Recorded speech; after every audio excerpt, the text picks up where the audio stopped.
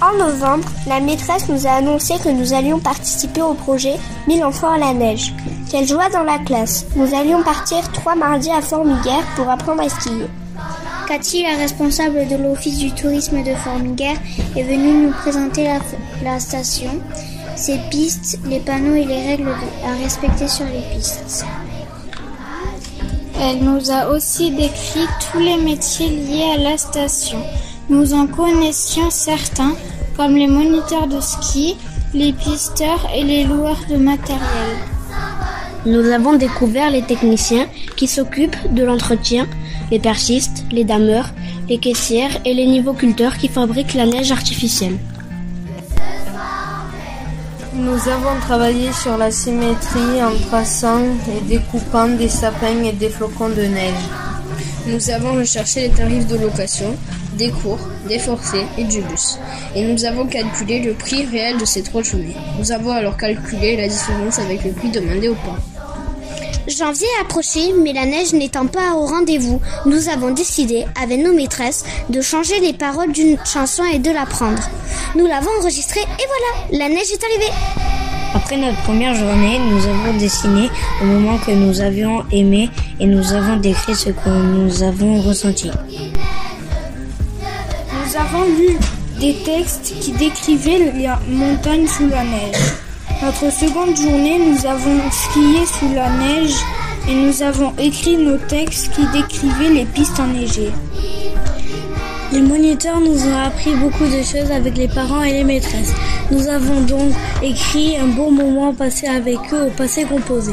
Nous avons dessiné plusieurs moments passés à la montagne en utilisant la peinture, les crayons gras, les feutres pour cerner, l'aquarelle et les pastels.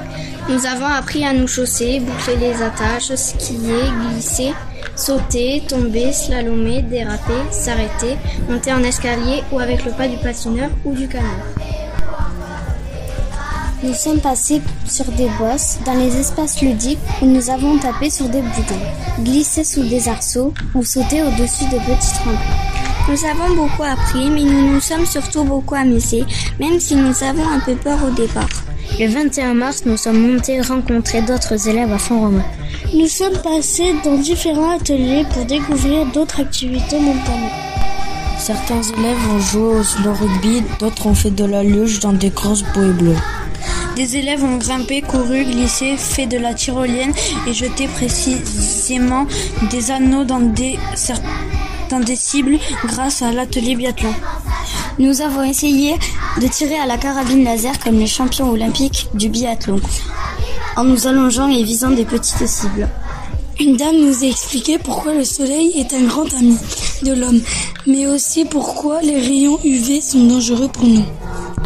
Les gendarmes nous ont expliqué comment faire pour retrouver les victimes d'avalanches en utilisant un boîtier DVA. Nous sommes partis découvrir le musée sans mur et ses nombreuses œuvres qui nous a amenés à Font-Romeu. Nous sommes revenus en prenant les télécabines. C'était la première fois que nous les prenions et c'était génial. Avec les guides de moyenne et haute montagne, nous sommes partis à la recherche des traces des animaux de la montagne. Ce projet nous a appris de nombreuses choses sur la montagne pyrénéenne.